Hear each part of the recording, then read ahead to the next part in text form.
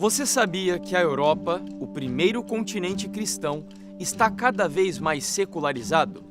O continente que levou fervorosamente o cristianismo a todo o mundo está perdendo esse fervor. Muitos até pensam que a Europa virou as costas a Deus e abraçou o ceticismo. Mas será mesmo que essa é a realidade europeia? Não exatamente. A realidade é bem mais complexa e menos cética do que alguns pensam. Existe sim um grande questionamento às instituições religiosas e um forte desapego das suas tradições. É uma consequência natural da crescente secularização da sociedade e da diversidade cultural, que juntas deram origem a outras formas de espiritualidade e de conexão com o mundo que não envolvem necessariamente as religiões tradicionais. Olá, eu sou o Ruben Fernandes. E eu sou o Jefferson Araújo. E vamos juntos continuar nesta grande viagem pela história do cristianismo, nessa série sobre o grande conflito entre o bem e o mal.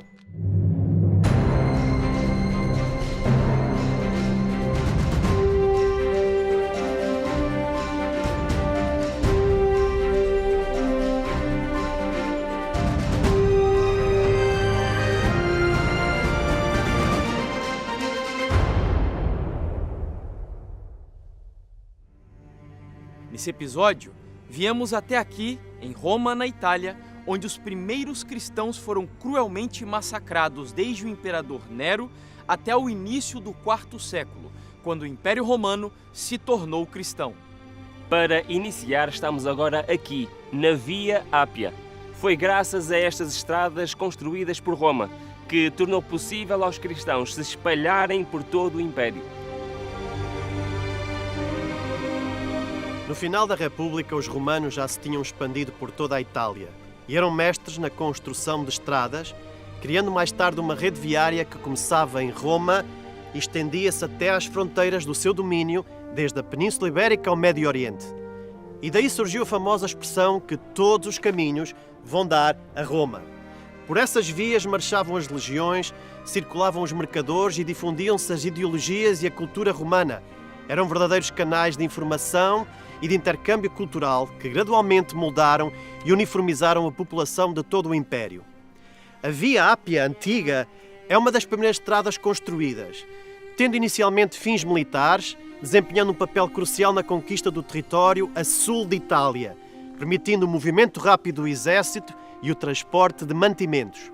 Posteriormente, a via estendeu-se ao longo de 540 km até Brindisi, constituindo assim a principal artéria militar e económica para os portos marítimos do Mar Egeu, onde os barcos navegavam para o Egito e Grécia. Foi por isso denominada pelos poetas romanos da Rainha das Estradas de Longa Distância.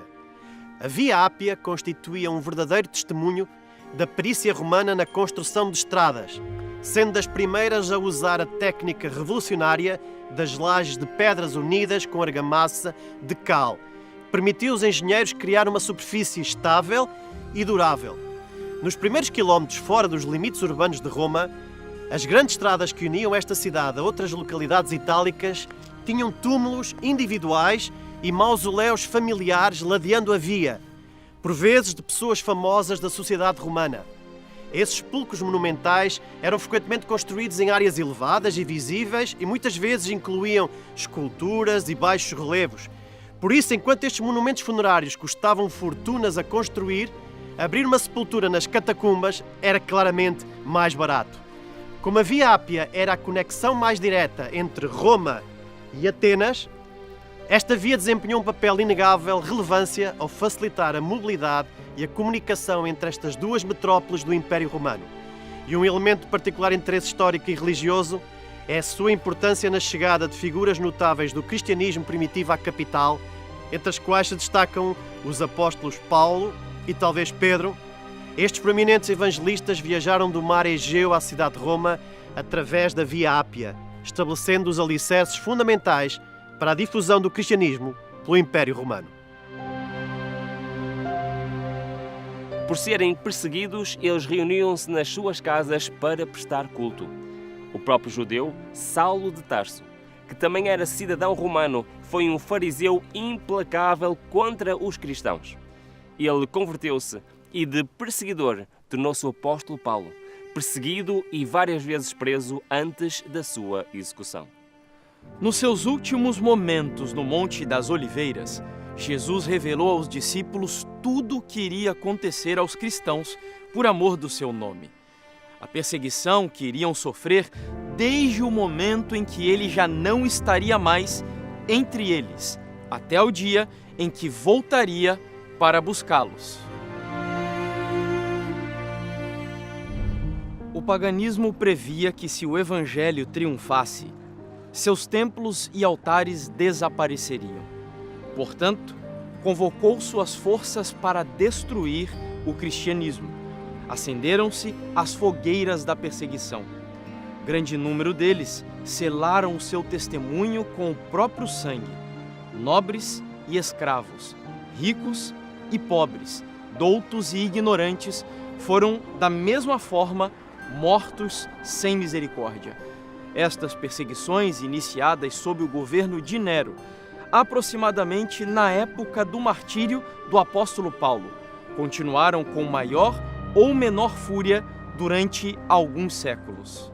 Isto aconteceu logo após a morte do imperador Cláudio no ano 54, o que fez com que a situação dos cristãos, judeus e gentios piorasse drasticamente. Seu herdeiro, Nero, tinha apenas 16 anos quando assumiu o seu lugar na dinastia Claudina.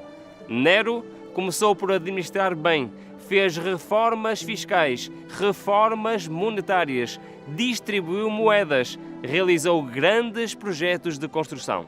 O povo, nessa altura, amava-o. Entretanto, Nero não poupava os seus rivais políticos e, por isso, as conspirações e revoltas da elite eram constantes, o que deixava Nero ainda mais paranoico e, consequentemente, aumentava a tensão com o Senado. Foi em julho do ano 64 que aconteceu algo surpreendente aqui na cidade de Roma. Um incêndio de grandes proporções que durou quase uma semana inteira e se alastrou pela cidade. A Nero não lhe pareceu mal, porque ele sonhava com grandes construções para a revitalização da capital do império. Porém, mesmo sem qualquer evidência da origem daquele incêndio, os inimigos de Nero aproveitaram a oportunidade para acusá-lo de atear fogo na própria Roma. Foi uma estratégia para fazer o povo se rebelar contra ele. No entanto, Nero foi astuto e culpou os cristãos como responsáveis porque a área onde eles se concentravam não havia sido atingida pelo fogo. Nero deu ordens para o primeiro massacre em massa de cristãos habitantes da capital, da forma mais hedionda possível. Além dos espetáculos sangrentos nos anfiteatros, Nero fez dos cristãos postes de luz, sendo queimados vivos para iluminar a Via Ápia e os jardins do palácio.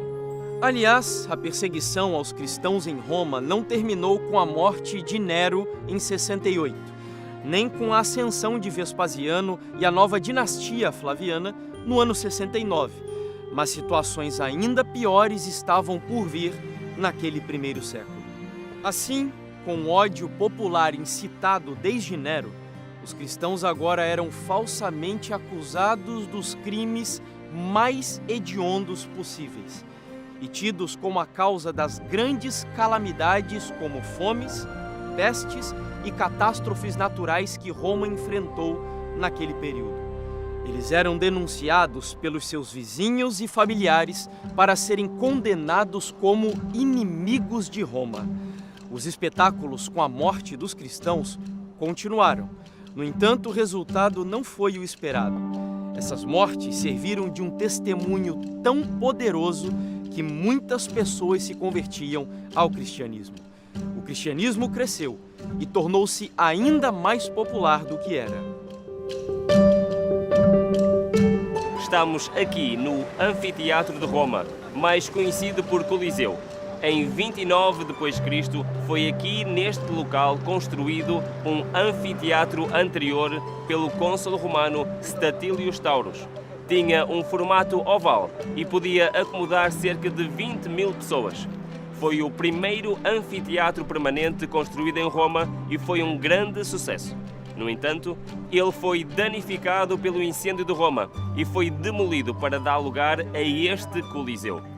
A construção deste edifício foi iniciada sob o reinado do imperador Vespasiano e durou cerca de 8 anos, tendo sido concluída em 80 d.C., durante o reinado do imperador Tito. O Coliseu é considerado um dos monumentos mais emblemáticos do Império Romano.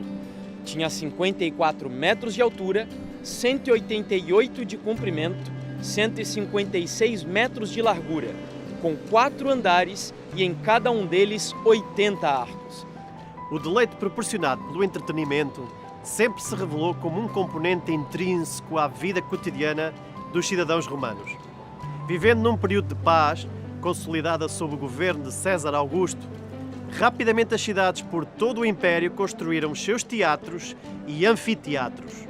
Nos teatros divulgava-se a arte dramática e a tragédia, e nos anfiteatros assistia-se a jogos violentos. Conhecem-se mais de 200 anfiteatros por todo o Império Romano, mas a capital não poderia prescindir de possuir o mais grandioso de todos, uma estrutura cujas dimensões eram colossais. Foi dessa grandiosidade que emergiu o epíteto que, em épocas medievais, passou a ser atribuído a essa edificação, denominando-a de Coliseu. O Coliseu, de facto, representa um triunfo notável da engenharia romana. A inovação introduzida através da concepção de arcos e abóbadas construídas com tijolos permitiu aos engenheiros romanos criar vãos de dimensões excepcionalmente amplas, mantendo a integridade estrutural, por meio de um robusto equilíbrio de forças. E o imponente exterior do Coliseu constituía então, como ainda hoje, um maravilhoso monumento que exaltava o poder imperial. No momento da sua conclusão, era uma construção muito diferente da pálida imagem que temos hoje e provavelmente seria muito mais colorido. A investigação arqueológica prova que os romanos pintavam todos os edifícios sempre que tivessem colunas, frisos, relevos e estátuas, conferindo a essas estruturas uma vivacidade cromática que ecoava a pompa e a grandiosidade do Império. Mas qual era a relação deste lugar com a história do cristianismo? Foi aqui o palco de grandes espetáculos, com o sangue de cristãos durante séculos, pois grande número dos cristãos eram lançados às feras ou queimados vivos neste lugar. Quanto mais sangrenta era a morte, mais aplausos. Os cidadãos romanos divertiam-se com o sangue de milhares de cristãos a ser derramado aqui neste chão. A execução dos cristãos tornou-se a principal atração cultural de Roma. Multidões saudavam os transes da agonia com risos e com aplausos. Uma das histórias de martírio que aconteceram aqui no Coliseu e tornou-se um símbolo da disposição dos cristãos de deporem a vida no altar do sacrifício é a história de Inácio de Antioquia. Inácio nasceu antes mesmo de Jesus morrer e foi bispo da igreja de Antioquia, logo depois do apóstolo Pedro. Ele é considerado um dos pais da Igreja Apostólica, um grupo de escritores cristãos que foram contemporâneos dos apóstolos de Jesus Cristo. A cidade de Antioquia fazia parte do Império Romano, cujo imperador na época era Trajano, um cruel perseguidor dos cristãos. Como Inácio era um influente líder do cristianismo, foi condenado à morte. Inácio foi preso pelas autoridades romanas por sua fé cristã. Ele foi levado a Roma para ser executado exatamente aqui. E qual era a sua sentença? Ser devorado pelas feras, a fim de divertir a plateia. Durante a viagem a Roma, Inácio aproveitou para escrever uma série de cartas a várias igrejas cristãs. Nessas cartas, ele expressou o seu amor por Cristo e a sua disposição para morrer pela sua fé. Uma delas foi enviada à comunidade de Roma. Como ele sabia que esta comunidade tinha pessoas influentes, até mesmo na corte imperial, pediu instantaneamente que não intercedessem em favor dele, a fim de privá-lo do seu próprio martírio.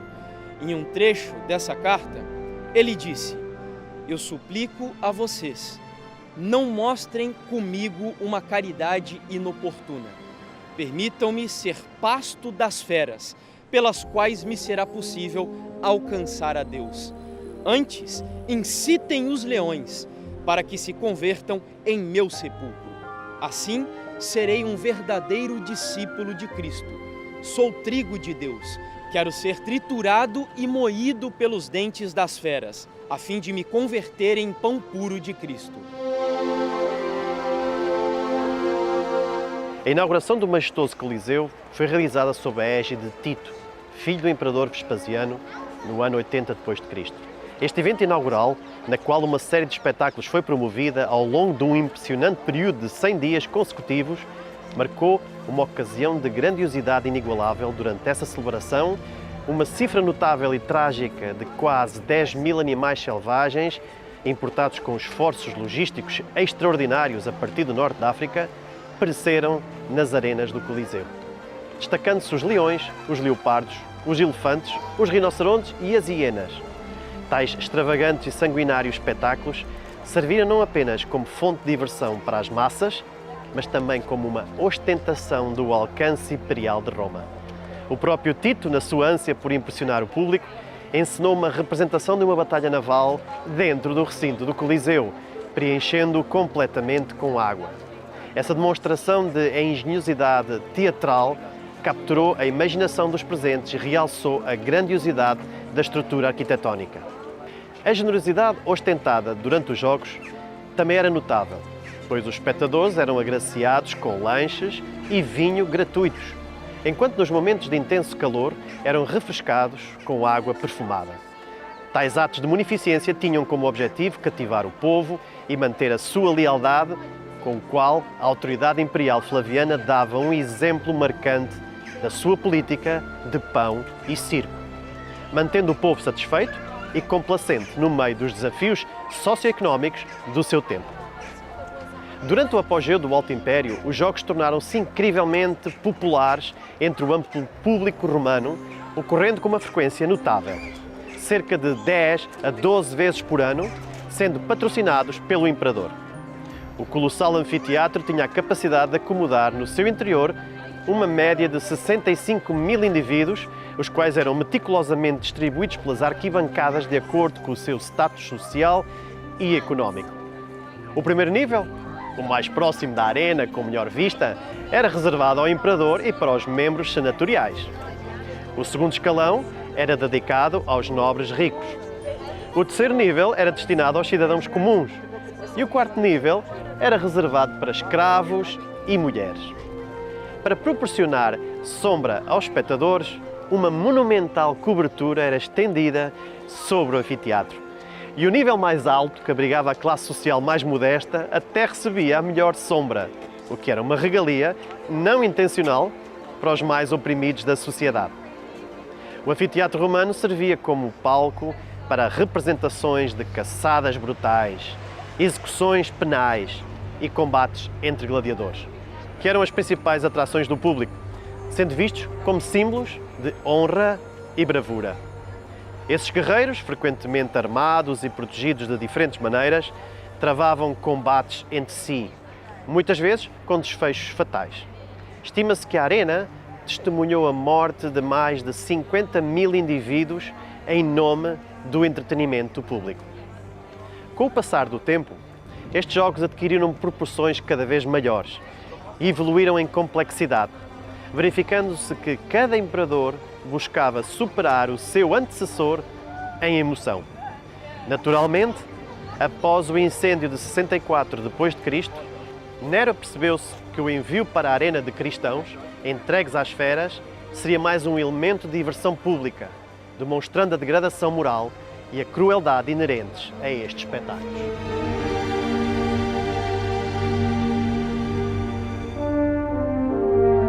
A Igreja primitiva sentiu na carne o ódio que Satanás tem por Cristo. Foram despojados das suas posses, expulsos das suas casas, experimentaram escárnios, açoites, cadeias e prisões, fome e frio. Sofreram tortura numa morte lenta e dolorosa. Eram caçados como animais, forçados a procurar esconderijo em lugares desolados. Nesta viagem pela história do cristianismo e do grande conflito, vamos agora conhecer de perto um desses lugares que marcou a vida da igreja primitiva, servindo de igreja secreta, servindo também de esconderijo e até de cemitério, as catacumbas de Roma. As catacumbas proporcionavam abrigo a milhares. Sob as colinas fora da cidade de Roma, longas galerias foram feitas através da terra e da rocha. O escuro e complicado labirinto das comunicações estendia-se por quilômetros além dos muros da cidade. Nestes retiros subterrâneos, os seguidores de Cristo sepultavam os seus mortos. Quando eram suspeitos e banidos, aqui, no subsolo deste lugar, encontravam um lar. Sob a mais atroz perseguição, estas testemunhas de Jesus conservaram incontaminada sua fé. Privados de conforto, excluídos da luz do sol, tendo o lar no seio da terra, obscuro, mas amigo, não proferiam queixa alguma.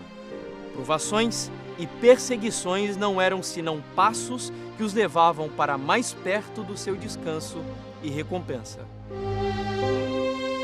Os primeiros séculos do cristianismo estão ligados às catacumbas, antigos espaços subterrâneos abertos no tufo vulcânico poroso. Essas cavidades serviram como locais de sepultamento nos arredores da cidade de Roma.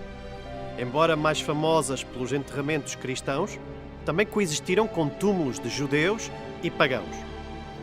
São conhecidas mais de 50 catacumbas em Roma, espalhadas pelos antigos subúrbios, uma vez que a lei das 12 tábuas proibia o sepultamento dentro dos limites urbanos. Portanto, todas as necrópoles, incluindo as catacumbas, ficavam no exterior da cidade, especialmente ao longo das principais estradas, como a Via Ápia, a Via Salária ou a Via Aurélia. Estes cemitérios subterrâneos constituíam intrincados sistemas de túneis a cerca de 10, 20 metros abaixo da superfície e por vezes ao longo de vários quilómetros, aos quais se acedia naturalmente por degraus. Nas paredes dessas galerias eram cuidadosamente esculpidos os nichos funerários, por vezes sobrepostos, outras vezes agrupados em famílias. Esses nichos destinavam-se à acomodação dos corpos, envoltos em mortalhas de linho e posteriormente selados por uma laje com o nome e a idade dos indivíduos. Do ponto de vista arqueológico e artístico, as catacumbas destacam-se devido às inscrições epigráficas nelas contidas e às pinturas ornamentais que adornam as suas paredes, que narram a história dos primórdios do cristianismo. A par de iconografia de tradição antiga pagã, como aos Cupídos, surgem representações artísticas baseadas em episódios bíblicos, quer do Antigo, quer do Novo Testamento. A frequente presença destes painéis demonstra a ampla difusão e o conhecimento das Escrituras na história da Igreja primitiva. A preferência dos judeus e cristãos pelo método de sepultamento por inumação é fundamentada na crença da preservação do corpo para a futura ressurreição e tornou-se notória no período do século II, quando Roma começa a enfrentar o problema da superlotação demográfica e a falta de terrenos, devido ao crescimento desordenado da cidade. Enquanto os romanos recorriam à prática de incineração, que requeria menos espaço, colocando as cinzas em urnas nos columbários, edifícios com imensos nichos interiores, os cristãos necessitavam espaços substancialmente maiores para depositarem o corpo e tinham de o fazer, de certa forma, às escondidas.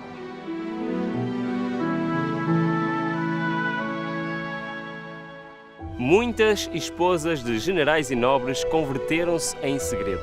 No governo de Domiciano, por exemplo, a história registra a conversão de Flávia Domitila, neta de Vespasiano, o imperador que destruiu Jerusalém no ano 70. ela decidiu minimizar a dor dos familiares dos cristãos mortos que não tinham dinheiro para comprar um túmulo. Flávia Domitila construiu uma longa galeria de túmulos subterrâneos dentro da sua propriedade, para que os cristãos sepultassem os seus mortos com dignidade, pelo menos aqueles que não haviam sido mortos nas fogueiras. E foi aí, na sua própria catacumba, que Flávia foi sepultada após a sua morte. Durante os anos de perseguição, os cristãos aproveitavam para se reunir e adorar a Deus escondidos, e muitos usaram as catacumbas como esconderijo. Eles chamavam esses locais construídos ao longo da Via Ápia de cemitério, que significa dormitório, porque para eles a morte era considerada apenas um sono prolongado, aguardando o grande dia da ressurreição. É capaz de imaginar como seria viver, sendo falsamente acusado de cometer crimes hediondos só por ser seguidor de Cristo? O Evangelho dava à vida um significado tão grande que atraía pessoas de todas as idades e classes sociais. Muitos queriam conhecer a essência daquela crença que produzia heróis que morriam a cantar louvores com um nítido semblante de paz, de felicidade, em vez de expressarem o horror e a dor diante da morte mais cruel e sangrenta que enfrentavam. Desde a morte de Cristo no ano 31 da era cristã, os cristãos têm sido perseguidos com maior ou menor intensidade em diferentes épocas e regiões do mundo. Em 2022, por exemplo, mais de 5.000 cristãos foram martirizados por amor a Cristo. Como disse o apóstolo Paulo, todos os que piamente querem viver em Cristo Jesus padecerão perseguições. Porém, por que a perseguição em grande parte do mundo parece adormecida? A única razão é que a igreja se conformou com a norma do mundo e, portanto, não suscita oposição. É unicamente por causa das grandes verdades da palavra de Deus serem tão indiferentemente consideradas. A religião que em nosso tempo prevalece não é do mesmo caráter que assinalou a fé cristã nos dias de Cristo e seus apóstolos. As batalhas espirituais do grande conflito entre o bem e o mal podem acontecer a cada minuto. Não existe um lado neutro, isento, longe do campo de batalha. Sabe por quê? Porque o campo de batalha é aqui, dentro da nossa mente. De que lado você está? No próximo episódio, nós vamos permanecer aqui na Itália e viajar pela história do primeiro imperador romano que se disse cristão, e também saber mais sobre as consequências espirituais da sua conversão. Também veremos como os cristãos passaram de perseguidos a perseguidores. Não percam o próximo episódio desta viagem incrível pela história do cristianismo e do grande conflito entre o bem e o mal.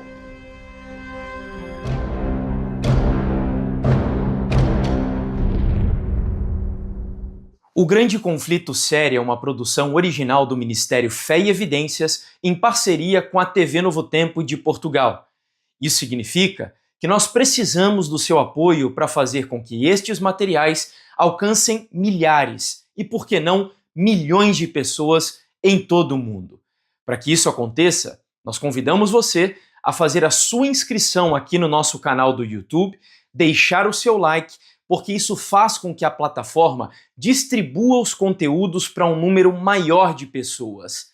Além disso, não deixe também de acompanhar as nossas publicações em outras redes sociais. E Rubem, existe outra maneira de apoiar esse projeto? Sim, Jefferson, ainda existe mais uma maneira que nos podem ajudar: patrocinando este projeto. Para isso, basta clicarem no link que se encontra em cima, ou então digitalizar o QR Code que está na imagem. Também na descrição vão encontrar todas as informações necessárias para nos ajudar, para patrocinar este projeto e permitir que possamos fazer mais conteúdo semelhante a este. Muito obrigado pela vossa ajuda.